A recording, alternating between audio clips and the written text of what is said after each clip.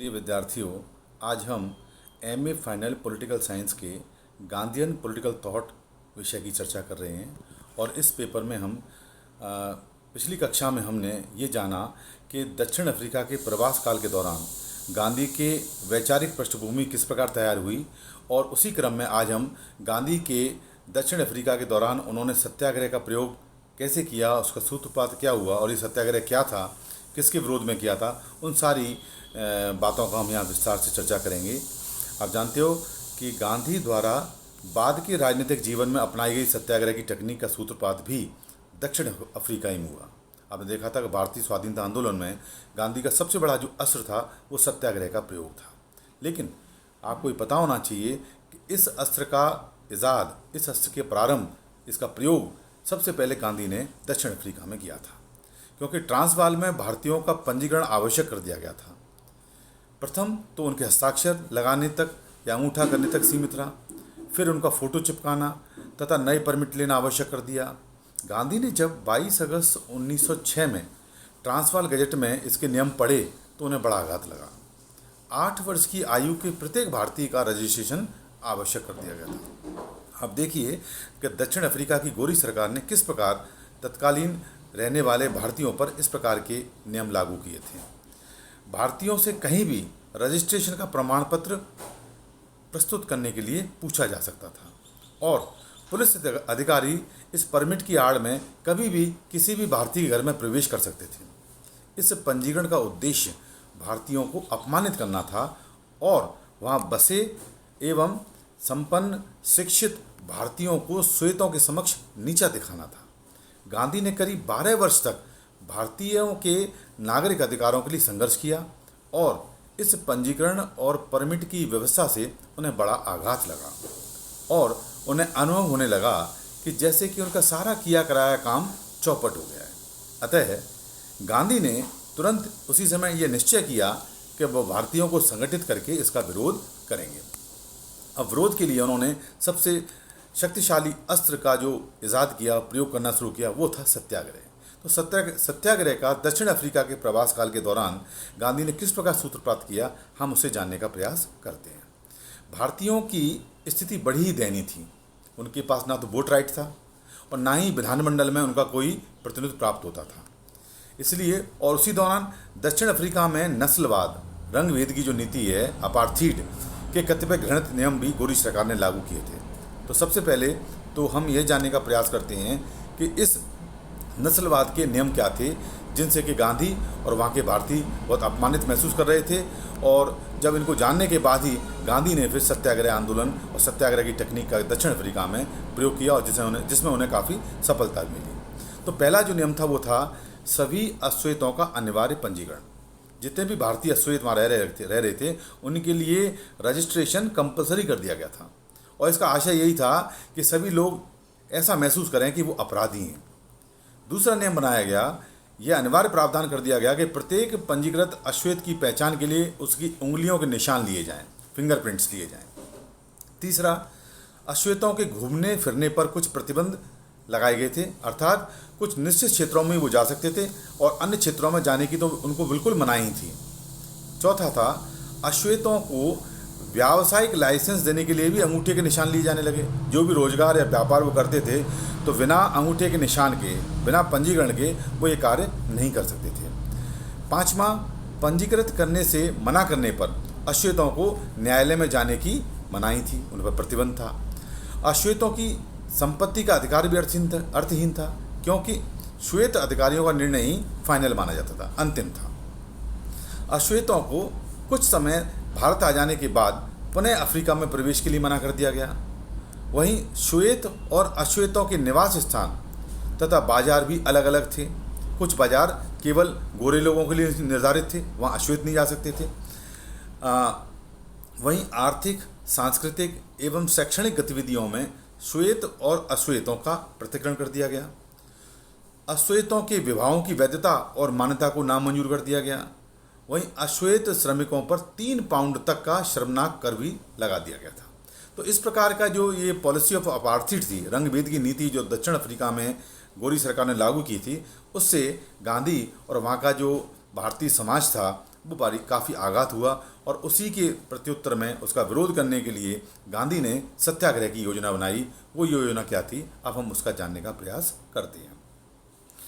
11 सितंबर 1906 को उनकी जॉन्सबर्ग के एम्पायर थिएटर में एक बैठक हुई महात्मा गांधी जी की। गांधी ने प्रमुख प्रस्ताव तैयार किया और भारतीय समाज ने यह संकल्प लिया कि इस अत्याचार का डटकर मुकाबला करें। वहीं जब किसी वक्ता ने ईश्वर को साक्षी देकर जुल्म का मुकाबला करने का आह्वान किया तो गांधी के मन में आशा की किरण प्रस्फुटित हुई। गांधी ने भाषण देते हुए कहा भी था कि मेरे सामने केवल एक ही रास्ता है और वह है कि मैं ऐसे कानून के समक्ष समर्पण करने से पूर्व मरना पसंद करूंगा। यहाँ तक कि यदि सब लोग भी मुझे छोड़कर चले जाएंगे तो भी मैं अकेला ही अपने व्रत का दृढ़ बना रहूँगा, अपने व्रत का पालन करूँगा। गांधी ने स्मरण दिलाया कि सरकार का विरोध करने वालों की संपत्ति जब्त की जा सकती है, जेल भी हो सकती है, कोड़े मारे जा सकते हैं, यहाँ तक कि मृत्यु भी हो सकती है, लेकिन सभा इस दृढ़ प्रतिज्ञा को लेकर समाप्त हुई कि वे इस कानून के सामने बिल्कुल नहीं झुकेंगे। यद्यपि वह अभी भी स्पष्ट नहीं थे कि इस विरोध का स्वरूप क्या होगा। उन्होंने अपना एक पत्र था इंडियन ओपिनियन, उसके माध्यम से जानना चाहा कि इस विरोध को कैसे क्या नाम दिया जाए। कहीं से सुझाव आया कि इसे सदाग्रह का मतलब सदाचरण में दृढ़ता कहा जाए, लेकिन गांधी ने इस सदाग्रह को बदल के इसका नाम सत्याग्रह कर दिया। गांधी ने सत्याग्रह की अवधारणा के पीछे कुछ अन्य प्रभावों का भी उल्लेख किया। उन्होंने बताया कि बचपन में उन पर एक गुजराती कविता का बड़ा असर पड़ा।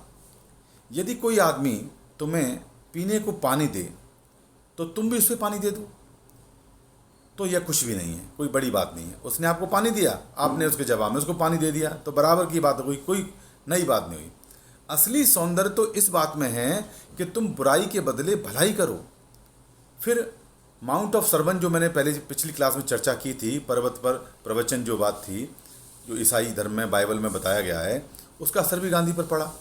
गांधी ने बताया कि न्यू टेस्टामेंट ने निष्क्रिय प्रतिरोध, जिसको कहते हैं पैसिव रेजिस्टेंस, के महत्व और औचित्य को स्पष्ट किया। पहाड़ पर दिए गए प्रवचन के इन शब्दों को गांधी के हृदय में अंतर्मन कर लिया और बड़ा स्पर्श किया।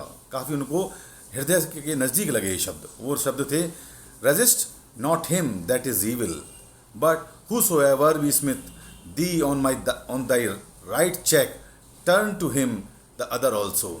Love your enemies and pray for them that persecute you, that ye may be the sons of your Father which is in heaven. ये जो बात बाइबल में कही गई थी न्यू टेस्टामेंट में, इससे उनके हृदय को काफ़ी प्रभावित किया। और इसी क्रम में वो कहते हैं कि भगवत गीता के अध्ययन ने उनके इस प्रभाव को और ज़्यादा भी गहरा किया। यहाँ तक कि टॉलस्टॉय की जो पुस्तक थी, जिसकी चर्चा मैंने पिछले लेक्चर में की थी, the kingdom of God is with in you, ने भी इस प्रभाव को स्थायी किया। इसी आधार पर उन्होंने एक योजना बनाई कि सत्याग्रह का प्रारंभ किया जाए। तो दक्षिण अफ्रीका में इस रंगभेद की नीति और विभिन्न अत्याचारों के प्रतिरोध में गांधी ने जिस सत्याग्रह आंदोलन को ग्रहण किया और उसकी जो योजना बनाई, उसका सूत्रपात किया, उसका पहला सत्याग्रह के बारे में हम जानना चाहेंगे कि गांधी ने सबसे पहले सत्याग्रह का शुरुआत किस प्रकार किया दक्षिण अफ्रीका में, हम वो जानते हैं। भारतीयों ने डटकर विरोध करने के बावजूद भी ट्रांसवाल विधायिका ने एशियाटिक रजिस्ट्रेशन बिल पारित कर दिया और नया कानून 1 जुलाई 1907 को पारित होने वाला था। गांधी ने निष्क्रिय प्रतिरोध संघ बनाया, जिसने भारतीयों से परमिट कार्यालयों का बाहर का बहिष्कार करने का आह्वान किया। उनसे कहा गया कि यदि पुलिस तुम्हें गिरफ्तार करती है तो वे प्रसन्नतापूर्वक आत्मसमर्पण करें। सब कुछ मिलाकर यह बहिष्कार सफल रहा। गांधी को 2 महीने तक जेल हुई। इसके साथ अन्य कई लोग भी जेल में गए।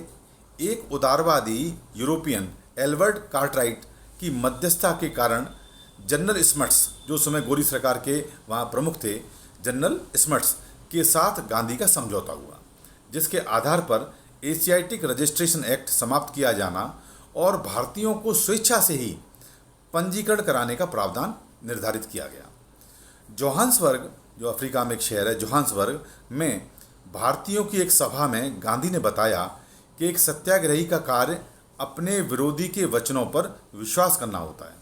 उसे ये विश्वास करना होता है कि विरोधी जो बोल रहा है वो आत्मा की आवाज़ पर बोल रहा है। 10 फरवरी 1908 को गांधी स्वयं अपना रजिस्ट्रेशन सर्टिफिकेट लेने पहुंचे। इस पर क्रुद्ध होकर वहाँ एक व्यक्ति थे, मीर आलम नामक एक पठान, और उसके कुछ साथियों ने गांधी पर प्राण घातक हमला कर दिया। यदि आने जाने वाले यूरोपियन ने उन्हें नहीं बचाते तो उसी दिन गांधी जी का प्राण पखेरु उड़ जाते। होश आते ही गांधी ने मीर आलम के कुशलता के बारे में पूछा और उसे हिरासत से मुक्त करने की अपील की। यद्यपि गांधी ने स्मट्स के साथ किए गए समझौते का पालन किया, लेकिन एशियाटिक रजिस्ट्रेशन एक्ट समाप्त नहीं किया गया। गांधी को इससे बड़ी निराशा हुई और उन्होंने अपना रोष जनरल स्मट्स को पत्र द्वारा व्यक्त किया। अब इसी क्रम में गांधी ने फिर दूसरा सत्याग्रह आंदोलन शुरू किया। आप जानते हो गांधी रुकने वाले तो थे नहीं। जब उन्होंने पहला सत्याग्रह किया और उसमें उन्होंने वायदे का उन्होंने तो पालन किया, लेकिन गोरी सरकार ने उसको पूरी तरह से नहीं निभाया, तो गांधी ने इन अत्याचारों के विरुद्ध उन्होंने दूसरा सत्याग्रह प्रारंभ किया दक्षिण अफ्रीका में। अब हम उसको जानने का प्रयास करते हैं कि गांधी ने घोषणा की थी उस समय कि भारतीय अपने रजिस्ट्रेशन प्रमाण पत्रों की होली जलाएंगे और जो होगा वो देख लेंगे। यह गांधी का दूसरा सत्याग्रह था। ट्रांसवाल स्थित भारतीयों ने भारी संख्या में एकत्रित होकर अपने सर्टिफिकेटों में आग लगा दी। ट्रांसवाल विधानमंडल ने एक अन्य कानून द्वारा नए भारतीयों के प्रवेश पर प्रतिबंध लगा दिया। गांधी ने इसके विरुद्ध भी सत्याग्रह की घोषणा की। जनरल स्मट्स ने गांधी पर आरोप लगाया कि वह नए नए मामले उठा रहे हैं और चेतावनी दी कि वह ऐसा ना करें। अगस्त 1908 में नेटाल भी गांधी में एक दक्षिण अफ्रीका में एक शहर है, तो अगस्त 1908 में नेटाल के कुछ प्रमुख भारतीय रजिस्ट्रेशन एक्ट के विरोध करने के लिए ट्रांसवाल पहुंचे, जिन्हें गोरी सरकार ने तुरंत गिरफ्तार कर लिया। धीरे धीरे व्यापारी, बैरिस्टर आदि सभी गिरफ्तार हुए। जेलों में उनके साथ बड़ा बुरा व्यवहार भी हुआ। गांधी ट्रांसवाल जेल में इस व्यवहार की शिकार हुए। जेल की प्रथम रात उन्हें भयंकर अपराधियों, हत्यारों, दुराचारियों के साथ रखा गया, लेकिन गांधी इससे विचलित होने वाले कहाँ थे, आप जानते हो। गांधी ने भगवत गीता के श्लोक पढ़कर वह रात बिताई और अपना संतुलन बनाए रखा। जेल में ही इस समय यही वो वक्त था जब गांधी ने विभिन्न दार्शनिकों का और विचारधाराओं का चिंतन किया, मनन किया, अध्ययन किया, और जिनका उनके व्यक्तित्व पर और उनकी चिंतन परंपरा पर गहरा प्रभाव भी पड़ा, क्योंकि जेल में ही उन्होंने रस्किन, थॉरो आदि जैसे विचारकों के ग्रंथों को पढ़ा। जेल यातना ने उनमें संतुलन एवं सहिष्णुता के भाव भरे। सरकार ने सभी प्रकार की यातनाएं दी, जिसमें सजा, देश निकाला, आर्थिक दंड, ये सभी शामिल थे, लेकिन सत्याग्रह टूटा नहीं। संपन्न भारतीय धीरे धीरे अनुभव करने लगे कि सत्याग्रह से उन्हें हानि हुई है, नुकसान हुआ है। उनमें से अनेकों ने सत्याग्रह से संन्यास भी ले लिया। गांधी ने 1909 में इंग्लैंड की यात्रा भी की, लेकिन कोई परिणाम नहीं निकला। सत्याग्रहियों की आर्थिक स्थिति गिरने लगी। गांधी की स्वयं की स्थिति सुखद न थी। सत्याग्रहियों के परिवारों को मदद देना भी आवश्यक था। कैलनबाख जो एक विचारक थे, जर्मन विचारक थे, उन्होंने गांधी के साथ सहयोग करने का फैसला किया। उन्होंने अपनी 1100 एकड़ का फॉर्म खरीदा और उसे सत्याग्रहियों के लिए निःशुल्क प्रदान किया। यही वो फॉर्म था जिसका नाम टॉल्स्टॉय फॉर्म रखा गया, और यही टॉल्स्टॉय फॉर्म एक अभिनव प्रशिक्षण का केंद्र बना, जो हम गांधी के दर्शन में बार बार पढ़ते हैं। यहाँ पर एक बस्ती बन गई जिसमें हिंदू, मुस्लिम, पारसी, ईसाई सभी लोग साथ साथ रहते थे। इनमें सभी लोगों के लिए कठोर शारीरिक श्रम करना आवश्यक था। खास बात यह थी कि टॉल्स्टॉय फॉर्म में जो भी व्यक्ति रहता था, जो निवासी था, उसके लिए फिजिकल लेबर करना जरूरी था। यहीं से गांधी ने ब्रेड लेबर थ्योरी का सिद्धांत प्रतिपादित किया था। तो इसमें सभी लोगों के लिए कठोर शारीरिक श्रम करना आवश्यक था। वहाँ से जोहान्सबर्ग मात्र 29 किलोमीटर दूर था। वे लोग पैदल ही जोहान्सबर्ग आते जाते थे। गांधी 40-42 मील तक पैदल चल लिया करते थे। एक दिन तो गांधी जी 55 मील चले, फिर भी उनके उत्साह में कोई कमी ना थी। टॉलस्टॉय फार्म में गांधी का व्यक्तित्व और भी निखर के सामने आया। यहाँ वह अनेक तरह के परीक्षण भी करने लगे, जैसे प्राकृतिक उपचार में उनकी आस्था बनी, अहिंसा के सिद्धांत को वह कार्यान्वित करने लगे, शिक्षा के संबंध में भी उनके विचार बनने लगे और उनके परीक्षण हेतु उन्होंने एक स्कूल की भी स्थापना यहाँ की। मस्तिष्क के विकास के स्थान पर उन्होंने हृदय निर्माण पर अत्यधिक जोर दिया और शारीरिक श्रम उनके पाठ्यक्रम का एक अनिवार्य अंग बन गया। सभी प्रकार के व्यवसाय उनके पाठ्यक्रम में शामिल किए गए और सबके प्रति समान भाव जागृत किया गया, चाहे वो मोची गिरी हो, चाहे वो बढ़ई गिरी हो, चाहे वो भवन निर्माता हो, चाहे वो खेती करने वाला हो। गांधी के मस्तिष्क में अध्यापन के प्रति उच्च भाव था। उन्हें लगा कि यदि वह झूठ बोलते हैं तो उन्हें विद्यार्थियों को सच बोलने के लिए या सच कहने के लिए कोई अधिकार नहीं है। एक कायर अध्यापक अपने विद्यार्थियों को बहादुर नहीं बना सकता। उन्हें लगा कि जिन लड़के लड़कियों को वह पढ़ा रहे हैं उनसे वह सीख भी रहे हैं और कम से कम उनके लिए ही नेक और ईमानदार बने रहना चाहिए। टॉलस्टॉय फॉर्म गांधी के व्यक्तित्व विकास में एक महत्वपूर्ण स्थान था और सत्याग्रह सिद्धांत और व्यवहार में इसका विशिष्ट योगदान था। यहाँ के निवासी इतने संयम और कठोर परिश्रम के आदी बन गए थे कि उनके लिए जेल भी कोई कठोर स्थान नहीं हो सकता था। प्रसन्नता पूर्वक कठोर और गरीबी का जीवन जीना टॉलस्टॉय फार्म की शिक्षा और यह ट्रांसवाल सरकार की संगठित शक्ति के समक्ष समर्पण का स्थान का विकल्प बन गया। ये सत्याग्रह 4 वर्ष तक चलता रहा। पंचम जॉर्ज का राज तिलक नज़दीक था और सरकार भी भारतीय जनमत को अधिक रुष्ट करना नहीं चाहती थी। गोपाल कृष्ण गोखले ने अफ्रीकी गतिविधियों में भी बड़ी रुचि ली, क्योंकि उस समय आप जानते हो कि गोपाल कृष्ण गोखले जो कि उदारवादी चिंतन परंपरा के कांग्रेस के प्रतिनिधि भारत में थे, उन्होंने अफ्रीका में भी दक्षिण अफ्रीका के जो भारतीय थे उनके प्रति जो अपमानित व्यवहार हो रहा था उसके लिए वो काफ़ी चिंतित थे और उन्होंने भी इसमें काफ़ी रुचि ली। मई 1911 में सरकार के साथ एक अंतरिम समझौता हुआ, जिसके फलस्वरूप 1 जून को सत्याग्रही जेल से रिहा किए गए। 1912 में गोखले ने सरकारी मेहमान के रूप में अफ्रीका की यात्रा भी की। गोखले ने कहा कि काला कानून रद्द हो जाएगा और जातीय कर समाप्त कर दिए जाएंगे। गांधी जी की प्रतिक्रिया थी कि ऐसा संभव नहीं होगा, किसी कीमत पर नहीं होगा, और गांधी जी की बात सच निकली। गांधी गोखले से अधिक यथार्थवादी शब्द हुए यहाँ पर। इस विश्वासघात से सत्याग्रह आंदोलन को और अधिक पुनर्जीवन मिला। गोखले की अफ्रीका यात्रा बहुत महत्वपूर्ण रही, यद्यपि इससे समस्या का कोई तात्कालिक हल नहीं निकला। गांधी ने गोखले को दक्षिण अफ्रीका से परिचित कराया तो गोखले ने भारत की स्थिति से गांधी को परिचित कराया, जिसका नेतृत्व कुछ ही अगले आगामी वर्षों में गांधी जी करने वाले थे। और आप जानते ही हो कि 1915 में गांधी दक्षिण अफ्रीका से भारत आए और उसके बाद भारतीय राष्ट्रीय कांग्रेस और भारतीय राष्ट्रीय आंदोलन का नेतृत्व गांधी जी के हाथों में आया। गोखले ने वापस लौटकर मुंबई के टाउन हॉल में गांधी की भूरी भूरी प्रशंसा की और कहा कि उसमें मतलब गांधी में उसमें प्रचंड आध्यात्मिक शक्ति है, जिसके द्वारा वह अपने इर्द गिर्द के साधारण व्यक्ति को भी बहादुर योद्धा और शहीद बना देते हैं। गोखले का विचार था कि गांधी की उपस्थिति में कोई व्यक्ति गलत काम करने का दुस्साहस कर ही नहीं सकता, यहाँ तक कि गलत सोच भी नहीं सकता।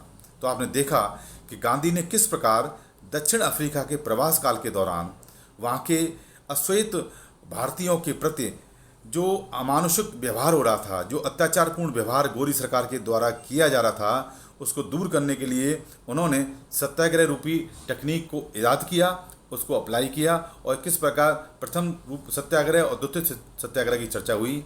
अब इसी क्रम में किस प्रकार उन्होंने वहाँ पर भारतीयों के लिए, अश्वेत भारतीयों के लिए अधिकारों की प्राप्ति की और वहाँ उन्हें सफलता मिली, इसकी चर्चा हम अगले लेक्चर में करेंगे। धन्यवाद।